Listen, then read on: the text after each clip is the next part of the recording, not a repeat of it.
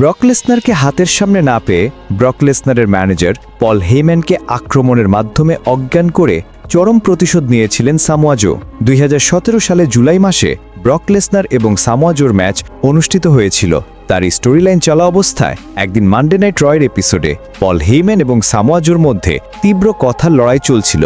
Samoa জো প্রমাণ করতে চেয়েছিলেন তিনি ব্রক লেসনারকে বিন্দুমাত্র ভয় পান না। তবে পল হেইম্যান কতটা মাস্টারমাইন্ড সেটা তো আপনারা সকলেই জানেন। তিনি সামোয়া জোকে বিভিন্ন যুক্তির মাধ্যমে কথার জালে আটকানোর চেষ্টা করেন। তবে সামোয়া জো এতটাই রেগে যান, ব্রক লেসনারকে হাতের সামনে না পেয়ে ব্রক লেসনারের ম্যানেজার পল হেইম্যানকে অত্যন্ত ভয়ঙ্কর সাবমিশন মারেন। সামোয়া জোর সাবমিশন কতটা ভয়ঙ্কর সেটা তো আপনারা সকলেই জানেন। আর এই ভয়ঙ্কর সাবমিশনের কারণে পল হেইম্যান জ্ঞান হারিয়ে ফেলেছিলেন এবং পল হেইম্যানকে অজ্ঞান অবস্থায় দেখে উপস্থিত থাকা রেফারিগুলো ছাড়িয়ে দিয়েছেন।